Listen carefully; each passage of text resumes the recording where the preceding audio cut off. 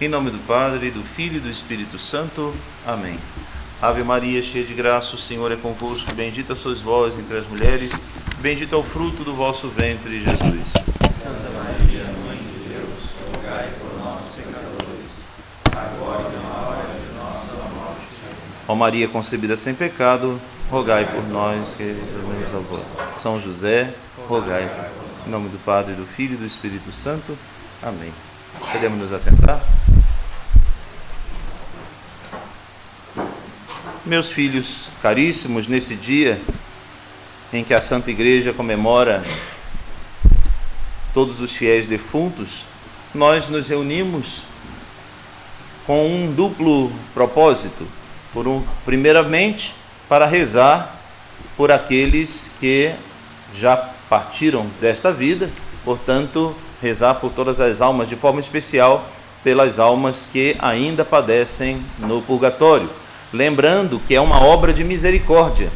Uma das obras de misericórdia espirituais, são 14 obras de misericórdia, sendo 7 obras de misericórdia corporais e 7 obras de misericórdia espirituais. Dentre as 7 obras de misericórdia corporais, está lá dar digna sepultura aos mortos. Então, enterrar os mortos é uma obra de misericórdia corporal. E dentro das 7 obras de misericórdia espirituais está rezar pelas almas, rezar pelos falecidos. Porque depois da morte não podem fazer mais nada por si mesmos. Nós, enquanto estamos vivos, podemos empregar orações, mortificações, penitências em prol da nossa própria alma para sufragar para os nossos pecados. Podemos recorrer ao sacramento da confissão para deletar os nossos pecados. Podemos recorrer aos sacramentais, às indulgências, etc., para poder diminuir assim a nossa pena e também a nossa culpa. Mas os mortos já não podem fazer isso por si. Uma vez que deixaram este mundo, não podem fazer mais absolutamente nada por si. Por isso que a Santa Igreja oferece a oração pelos falecidos, não apenas no dia 2 de novembro, no dia de finados, mas as missas de 3 dias, 7 dias, 30 dias, 1 ano, ou nas orações cotidianas pelos defuntos. Enfim, quando rezamos pelos, seja parentes, amigos ou mesmo desconhecidos, quando rezamos pelos fiéis defuntos, saibamos, filhos queridos, que nós estamos fazendo uma obra de misericórdia, porque essas almas já não podem fazer mais absolutamente nada por si. São Leonardo de Porto Maurício, no seu livrinho chamado As Excelências da Santa Missa, ele inclusive diz algo muito profundo, que se uma única alma do purgatório consegue alcançar a libertação por causa das nossas orações, ao entrar no paraíso, esta alma será eternamente grata a nós e passa a ser nossa intercessora no paraíso. Que grande graça é a gente poder exercer essa obra de caridade, de rezar pelos nossos irmãos que já partiram desta vida. Nesse dia 2 de novembro, nós temos as indulgências que são aplicáveis para todos aqueles que visitarem uma igreja, oratório público ou um cemitério e rezar aí na intenção dos falecidos, pode-se lucrar indulgências para as almas do purgatório. E tem uma outra indulgência que também é aplicável nesse dia, mais específica ainda, que pode lucrar indulgência plenária para as almas do purgatório. Para esse segundo tipo de indulgência, deve-se cumprir aquelas exigências que nós já sabemos que são ordinárias para cumprir todas as exigências, ou seja, estar em estado de graça, ou seja, ter se confessado, receber a Santa Comunhão, rezar nas intenções do Santo Padre e o Papa, aquelas que a gente já explicou, que são imutáveis, né? Aquelas que são imutáveis, e rezar pelas almas do purgatório 6 Pai Nossos, 6 Ave Marias e 6 Glória ao Padre. Então, quem fizer isso no dia de hoje, numa igreja ou cemitério, pode lucrar a indulgência plenária para as almas do purgatório. Gostaria de dirigir a vocês, nesse dia, uma reflexão a partir, não minha, mas de Santo Afonso Maria de Ligório. A reflexão é do livro Preparação para a Morte. E gostaria de ir conduzindo essa reflexão e fazendo, obviamente, a reflexão, repito, não é minha, é de Santo Afonso, mas vou fazendo alguns breves comentários. Quem sou eu para acrescentar alguma coisa a Santo Afonso? Mas farei apenas alguns breves comentários, talvez para inserir o que Santo Afonso está dizendo num contexto mais nosso, num contexto mais próximo da nossa realidade. De antemão, eu não sei nem sequer se esse sermão vai ser aprovado, vai ser passado no crivo do YouTube, já que o YouTube agora tem uma política de você não pode usar palavras que eles considerem como muito fortes, muito impressionantes, porque tudo é motivo para se bloquear o canal. Não pode dizer morte, por exemplo, não se pode falar, não, essas palavras são proibidas de falar, né? Porque a nova mentalidade que está envenenando a cabeça do nosso povo de uma forma geral é como se o mundo fosse um mundo cor-de-rosa, cheio de unicórnios e palácios das princesas da Disney, sem nenhum tipo de problemas. É lamentável isso, né? Então, repito, eu estou aqui fazendo esse sermão na Santa Missa de hoje, pretendo mais tarde disponibilizá-lo no YouTube, mas de antemão eu já nem sei se ele vai passar, pode ser que trave lá o canal por causa das palavras fortes que Santo Afonso utiliza aqui, mas que são a pura realidade. Assim, não é nada de absurdo, é nada mais, nada menos, o que Santo Afonso diz é nada mais, nada menos do que o retrato da nossa realidade. E aqui, comecei o nosso sermão dizendo que o motivo da nossa reunião hoje é duplo. O primeiro motivo, acabamos de dizer, rezar pelos falecidos. Mas existe um segundo motivo, e é aqui que eu gostaria de conduzir a nossa reflexão desse dia. Qual é o segundo motivo, padre? O segundo motivo é, refletindo a partir da morte, parar para pensar o que nós estamos fazendo com a nossa vida. Portanto, a realidade certa da morte deve nos ajudar a refletir sobre a maneira como nós estamos conduzindo nossa vida, porque esse, caríssimos filhos, é o tempo que Deus nos está dando, na sua bondade e misericórdia, para a nossa conversão.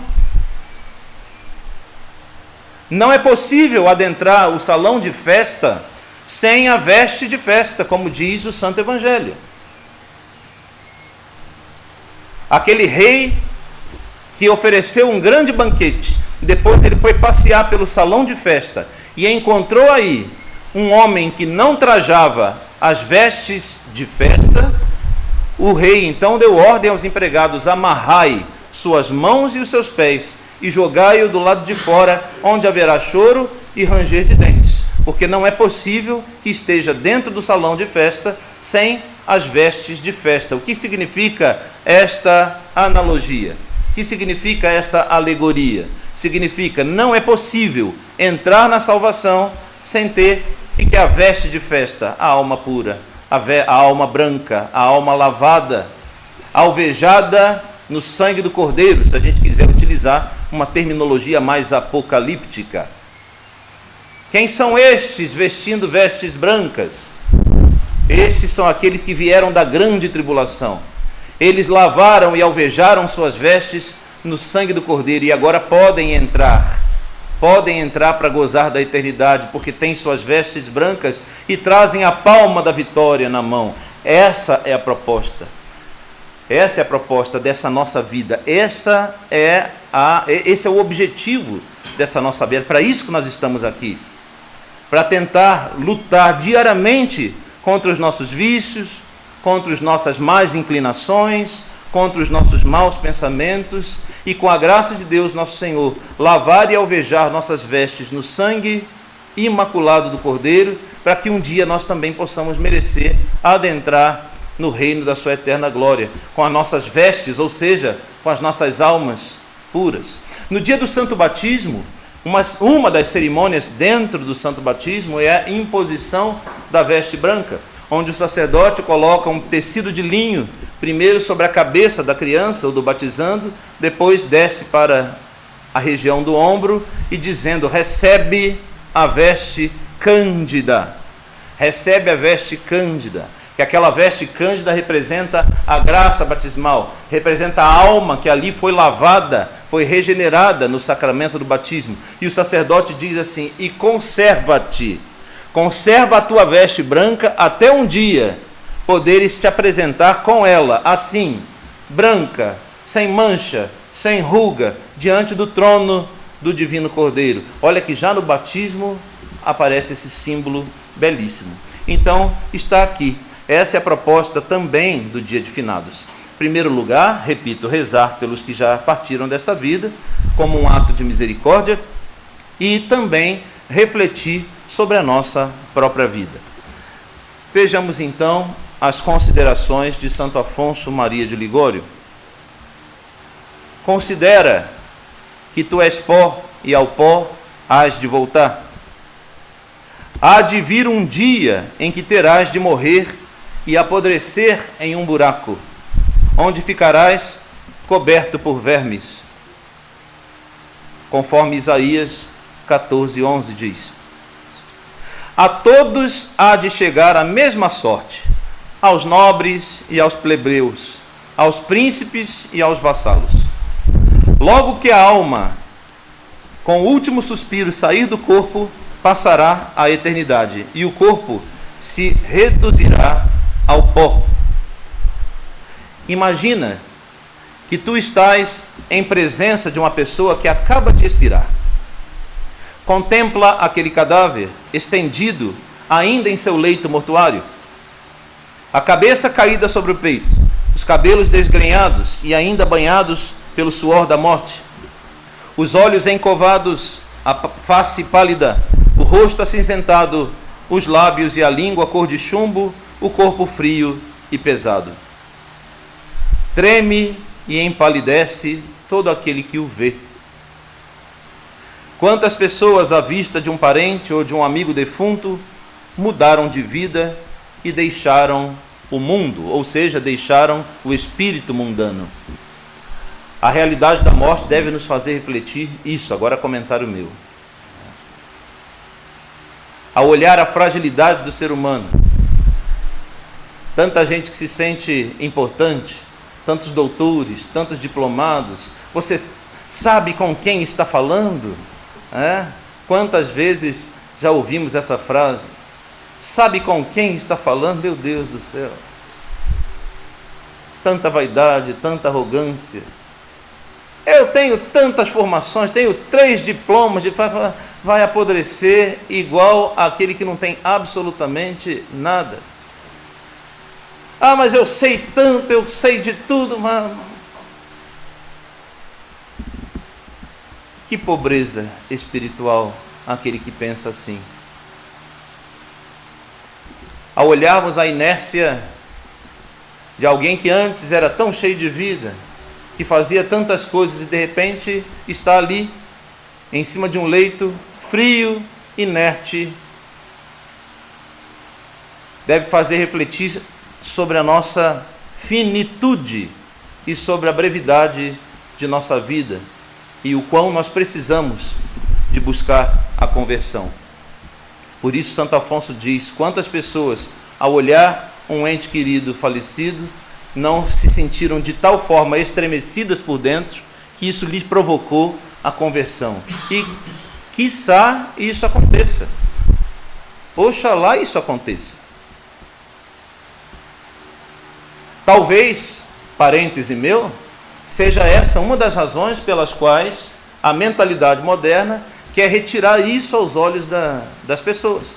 Então não se fala, não, pelo amor de Deus, falar de morte, que horror, que mau agouro, não pode falar desses temas, porque, E assim vai tornando um bando de pessoas fracas, um bando de pessoas despreparadas, um bando de pessoas que não têm coragem de encarar a si mesmas e a realidade da vida, e claro, quando não reflito sobre mim mesmo, quando não reflito sobre a realidade da minha vida, então eu não sinto necessidade nenhuma de mudança.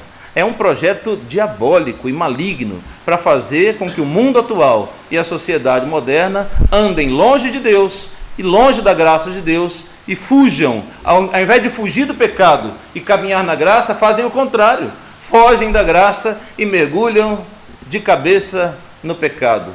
Vamos viver, vamos aproveitar. E essa é a pregação, entre aspas, atual. Maior horror, continua Santo Afonso, causa o cadáver quando começa a se decompor. Não passaram ainda 24 horas que faleceu aquele jovem e já se percebe o mau cheiro.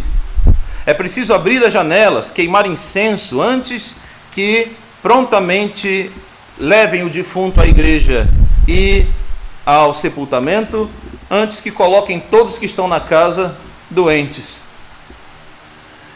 Mesmo que aquele corpo tenha pertencido a alguém nobre e abonado, não servirá senão para que exale um fedor insuportável.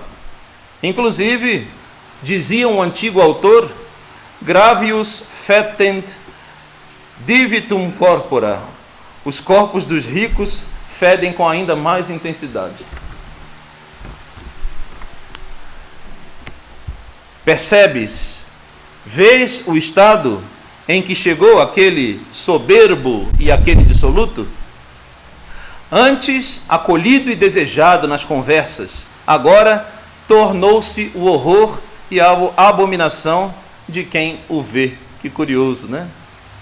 Antes todos queriam sua presença, antes todos o requisitavam, e agora que já começa a cheirar mal, todos que o queriam perto, agora querem distância, porque lhe causa repugnância. Os parentes apressam-se a afastá-lo de casa e pagam aos coveiros para que o encerrem no esquife e o lancem na sepultura. Outrora se apregoava fama, talento, belas maneiras, limpidez, agora morto, nem sua lembrança se conserva. Ao ouvir a notícia de sua morte, alguns dizem, esse foi um homem honrado. Outros, deixou a casa bem ordenada. Outros lamentam, porque a vida do defunto lhes era, de certa forma, proveitosa. Outros se alegram, porque se beneficiarão com a sua morte. Por fim, dentro em breve, já ninguém falará dele. Até os seus parentes mais próximos não querem ouvir falar dele, para não se lhes agravar a dor que sentem. Quer dizer, cada um vai reagir de uma maneira diferente. Uns vão lembrar das suas conquistas, das suas vitórias. Outros vão lembrar dos seus vícios. Uns vão falar mal, outros vão falar bem, e assim vai. Outros nem sequer falarão, como era um costume antigo, né? A pessoa morreu, o quarto do falecido era trancado e ficava assim por meses. Ninguém tocou, inclusive o nome da pessoa que até ontem estava comigo, que era um ente querido, onde eu pronunciava o nome, Maria, João, seja lá o que for, a partir daquele dia não se pronuncia tal nome, se fala o falecido, ou falecido. Ninguém pronuncia como se fosse um tabu ou proibido dizer aquele nome. Não, aqui é o quarto do falecido. Esses são os pertences da falecida. Ninguém toca aqui.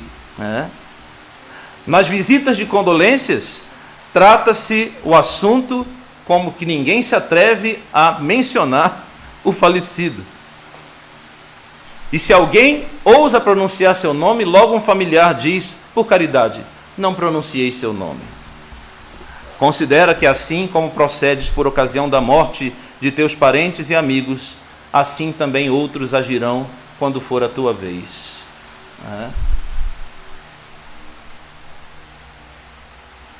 Assim como a gente se comporta, né? Um dia será a nossa vez. Me recordo esse ano, ainda no mês de janeiro, quando eu estava com a minha família, como de costume, eu vou ao Rio de Janeiro no mês de janeiro para visitar meus pais. E meu último dia, antes de voltar para o Rio Grande do Sul, faleceu minha tia.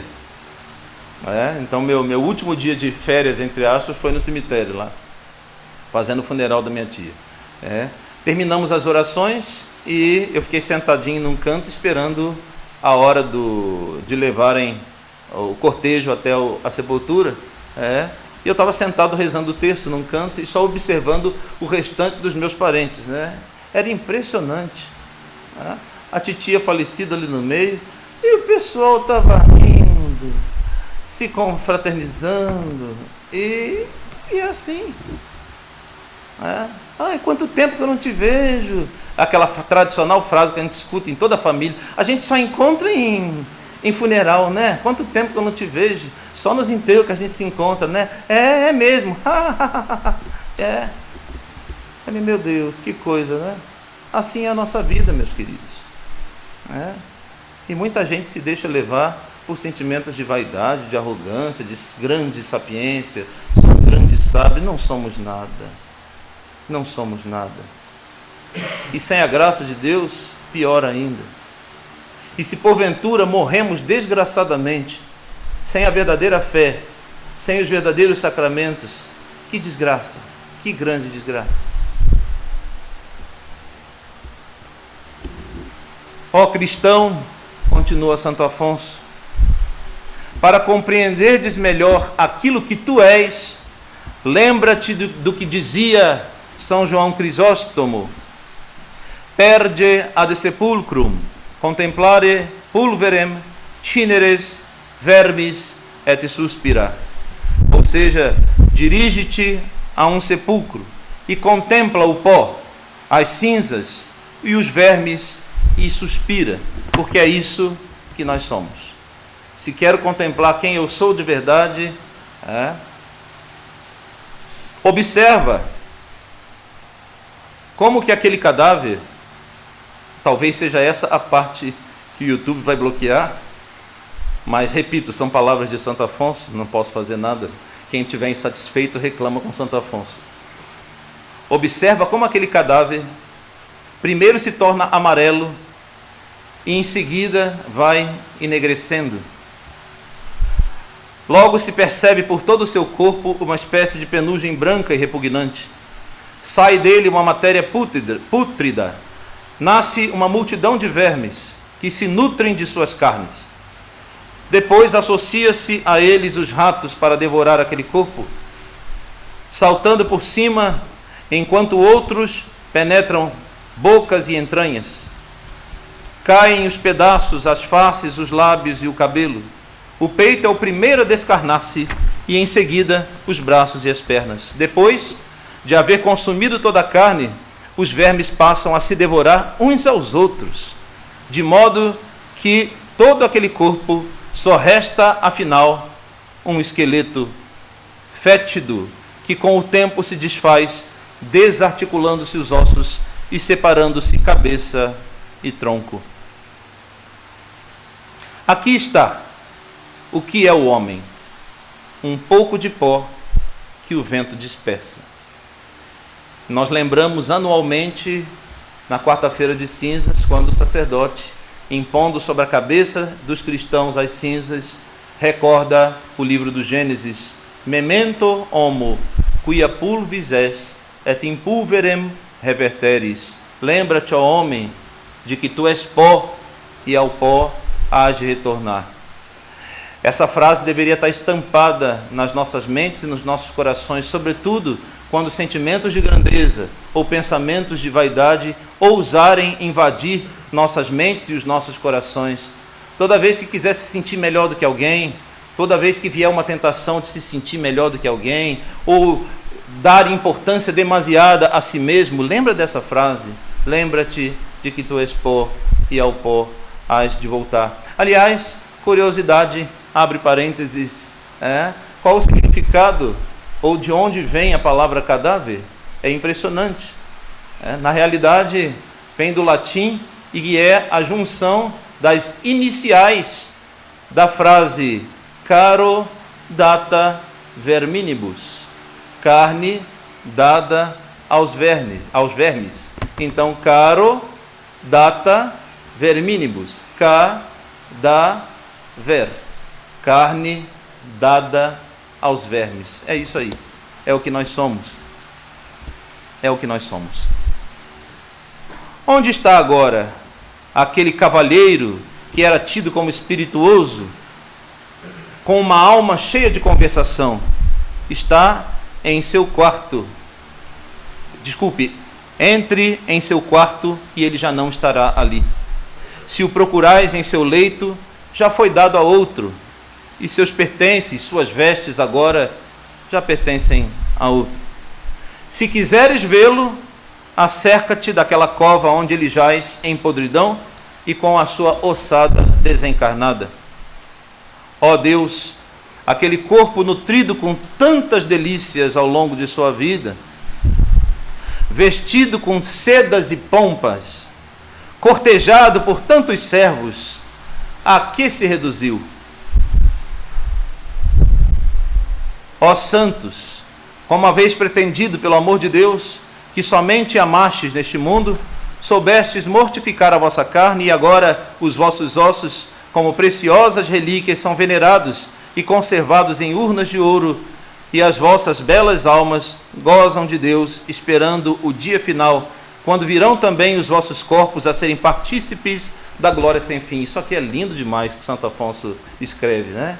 Enquanto os príncipes, doutores, intelectuais deste mundo, que viveram com toda a pompa, estão apodrecendo nas campas, nas covas do cemitério, os santos e os mártires, os que foram desprezados pelo mundo, os que foram maltratados, os que foram açoitados, os que foram zombados, tidos como loucos, tidos como nada, hoje os seus restos estão guardados em urnas de ouro, muitos deles com corpo incorruptível e honrados em suas relíquias nos altares do mundo inteiro e em toda a Santa Igreja. Está aí.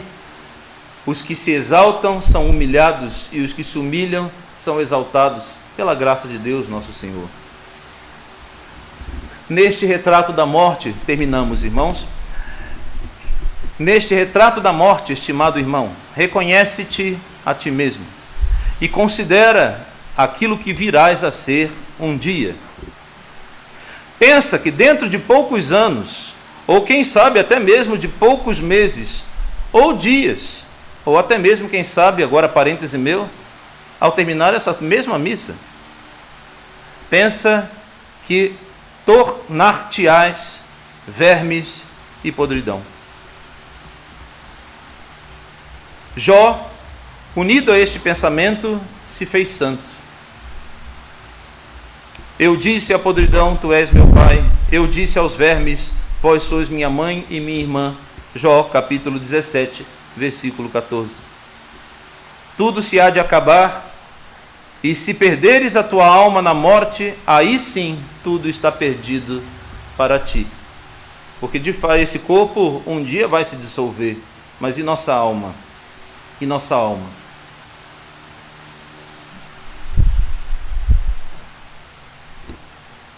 Não lamentemos a morte do corpo. E isso nem são palavras minhas, o próprio nosso Senhor diz isso no Evangelho. Não temais os que matam o corpo, antes tenham medo daqueles que lançam sua alma no inferno. Triste e miserável será aquele que, além de perder o corpo, perde a alma. Ó, a vaidade das vaidades, tanta vaidade, tantas academias, tantas cirurgias, tantos botox, dietas mirabolantes para manter o corpo perfeito, estica a cara daqui, estica, não adianta, pode esticar o quanto quiser, vai ficar igual Zezé Macedo, vai enrugar tudo, vai cair, bobagem, vaidade das vaidades, vai tudo, todo mundo vai um dia. De vez em quando o próprio YouTube sugere vídeos que botam assim, personalidades, artistas, como eram no passado e como estão hoje. Meu Deus do céu, meu Deus do céu. Aí você vê uma Marilyn Monroe do passado, aí você vai ver, agora parece um maracujá de gaveta. E é assim que somos nós. Horas na frente de um espelho, para quê? Para quê? Eu não estou dizendo aqui, tá? Repita, aqui não é Santo Afonso falando, aqui é o Padre Leonardo, tá? Não estou dizendo aqui que eu não deva. Obviamente, meu corpo é templo do Espírito Santo, e é claro, e como templo do Espírito Santo, eu também devo honrar, zelar pela santidade do meu corpo, pela castidade do meu corpo, pela integridade do meu corpo. Então, cuidar da saúde, sim, cuidar também um pouco da paz. Não vou sair por aí feito um Homo sapiens, um primata das cavernas, etc. Cuidar-se também, é importante, claro. Agora, não exageradamente, essa que é a questão. Hoje existe todo um culto do corpo.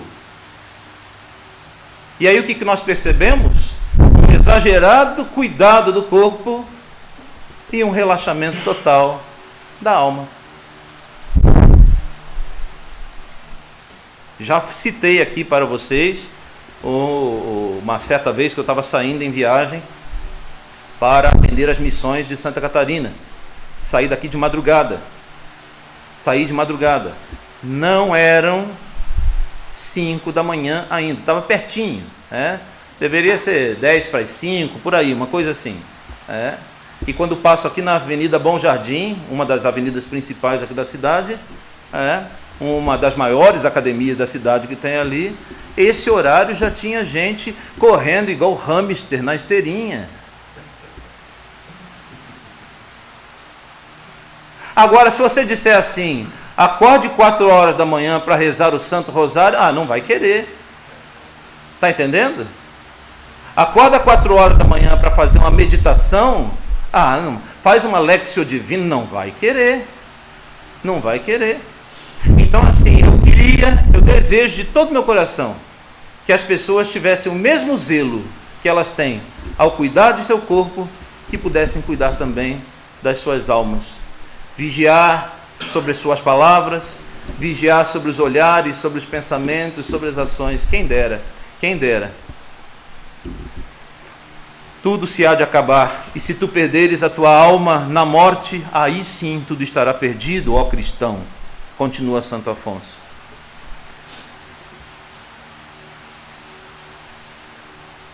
Dizia São Lourenço Justiniano: Quem xis de necessitate moriturum, a tu, a quem sabes que necessariamente hás de morrer. Se já estiveres morto, que não desejarias ter feito por Deus? Portanto, agora que vives, pensa que em algum dia cairás morto. Assim, o homem, para que a vida corra bem, deve imaginar sempre que está na hora da morte. É muito interessante. Pode parecer um pensamento negativo, mas se a gente sempre pensa, o grande problema nosso é justamente esse, A falta de meditação sobre a morte faz a gente se esquecer dela. E aí fica meio que subtendido, nosso subconsciente diz para nós assim: ok, ainda tenho tempo. Ok, eu ainda tenho tempo. Eu ouvi há uns anos atrás, eu ainda estava lá no modernismo, mas eu ouvi uma frase de uma jovem que disse uma vez um negócio tão absurdo que, coitado, deu muita pena dela. Dizendo assim: eu estou jovem ainda, padre.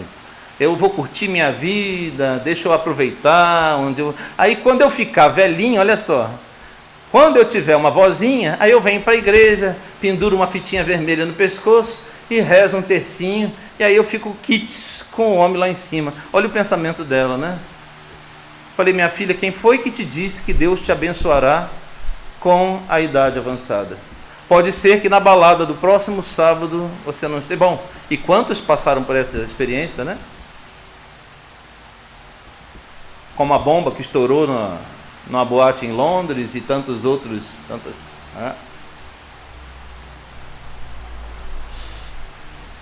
Seul, na Coreia do Sul, depois da pandemia, o pessoal estava cansado de fazer lockdown, de ficar trancado dentro de casa. Quando o governo anunciou que estava liberado, que podia voltar para a rua, a juventude de Seul resolveu fazer o quê? Vamos fazer uma grande reunião, uma grande festa, e lotaram os pubs e bares do centro de Seul. Não sei quantos mil jovens ali estavam presentes, fora turista, etc., para comemorar. Vamos comemorar a nossa nova liberdade. Acontece que as ruas do centro de Seul são ruas minúsculas, muito estreitas, e algumas delas são ladeira. O que aconteceu? A multidão estava tão aglomerada. Então pode procurar esse fato que está aí no YouTube, é lamentável. É lamentável. A multidão estava tão aglomerada para celebrar. Vamos celebrar nossa juventude, vamos celebrar a vida, vamos celebrar a liberdade e etc. E aí os de cima da rampa perderam o equilíbrio e caíram para trás. E foram caindo pessoas sobre pessoas.